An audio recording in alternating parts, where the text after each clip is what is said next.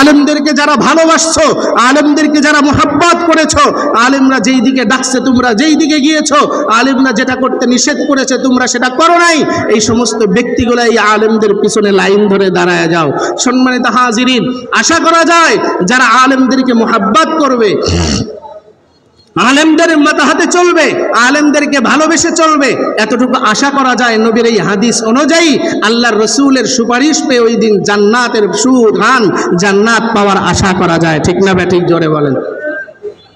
আর যদি মনে করেন যে না উলামা ইকরামকে মানা লাগবে কেন, আলেমকে মানবো শুধু মসজিদে যায়, ইক্তেদাই তু বিহাজাল ইমাম, ইমাম সাহেবের পিছনে দাঁড়ালাম, ইমাম সাহেব যেমনে নামাজ পড়ে বাস আমি তেমনি পড়লাম, শুধু যদি মসজিদে ইমামকে যদি সংক্ষিপ্ত করে রাখি, সমাজের নেতান যদি আলেমকে না বানাই, সমাজ পরিবর্তনের জন্য যদি আলেমদেরকে রাহবার না বানাই, এই জাতির সামনে তোমাদের জন্য আরো দুর্ভিক্ষ রয়েছে। ঠিক না ব্যাটিং জোরে বলেন। এই জন্য সব মত মর্ম শেষে সব দেখা শেষ, এখন ইসলামী বাংলাদেশ গড়তে হবে। ঠিক না ব্যাটিং জোরে বলেন। এই জন্য বাংলাদেশকে সঠিকভাবে গড়তে হলে ইসলামী শাসন প্রতিষ্ঠা করার জন্য আজকে উলামা ইকরাম রাজপথে আহ্বান করেছে, ডাক দিয়েছে আমাদেরকে আলেমদের হাত শক্তিশালী করতে হবে। ঠিক না বেঠিক জোরে বলেন। আর যদি আব্দুল্লাহ ইবনে সাবার মতো যদি মুনাফিকি চরিত্র থাকে, তাহলে এই জনগণ দুনিয়ার ভিতরে আপনাদেরকে দালালি কারা করে এই সমস্ত কিছু দুনিয়ায় দেখাই দিবে। ঠিক না বেঠিক জোরে বলেন। কুতুবুল আলম সৈয়দ ফজলুল করিম রহমতুল্লাহ আলাইহি নব্বরাল্লাহু মারকাদা বলেছিলেন, বাংলাদেশে কারা দালাল আল্লাহ তাবারক ওয়া তাআলা এক সময় তাদেরকে চিহ্নিত করে দিবে। আজকে বাংলার মুসলমান চিনে ফেলেছে এই বাংলাদেশের ভিতরে নামধারী আলেম হয়ে কারা দামিয়ার ভিতরে দালালি করছে। ঠিক না ঠিক জমেনে মুসলমান জবান খুলে বলেন, কারা আজকে দালাল এটা বাংলার মুসলমান বুঝতে পেরেছে।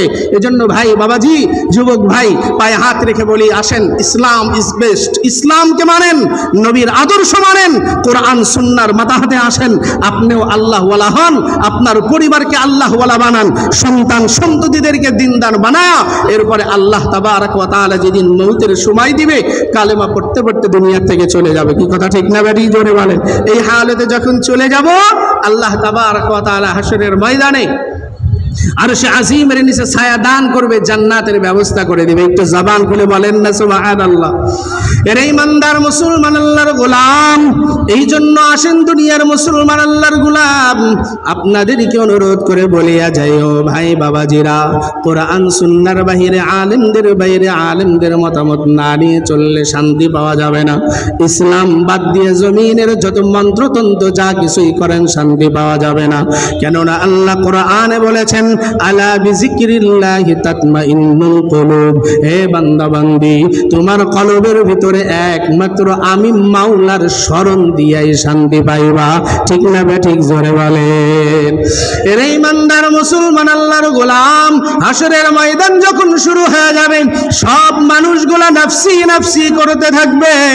হাদিসের ইবারতে আসছে, মুসা কালিমুল্লাহ নাফসি নাফসি, ইব্রাহিম খলিলুল্লাহ নাফসি নাফসি, ঈসা রূহুল্লাহ নাফসি নাফসি, আদম সফিউল্লাহ নাফসি নাফসি, মুহাম্মাদুর রাসূলুল্লাহ সাল্লাল্লাহু আলাইহি ওয়াসাল্লাম বলবে, রব্বি হাবলি ইয়া উম্মতি ইয়া উম্মতি।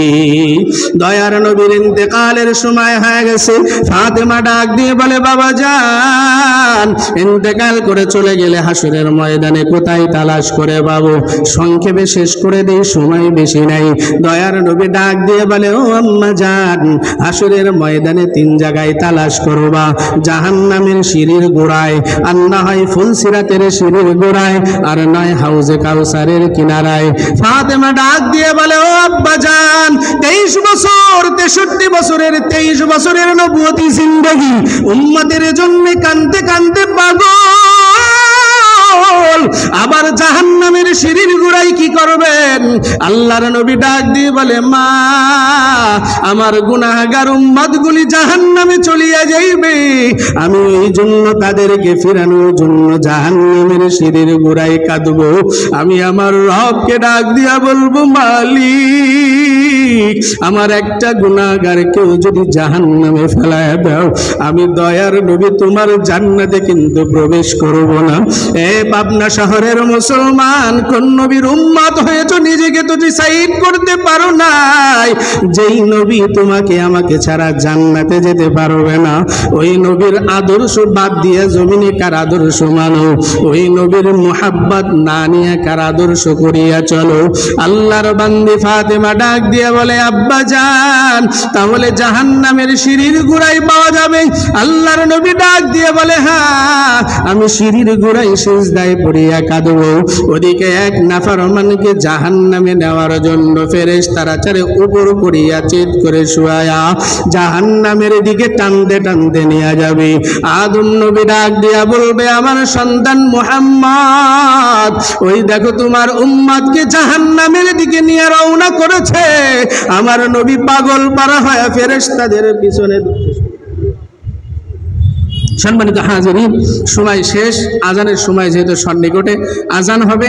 এতটুকু কথা আমি বোঝানোর চেষ্টা করলাম যেহেতু মুহররম মাস, আপনাকে আমাকে তওবা করতে হবে, ইস্তিগফার করতে হবে।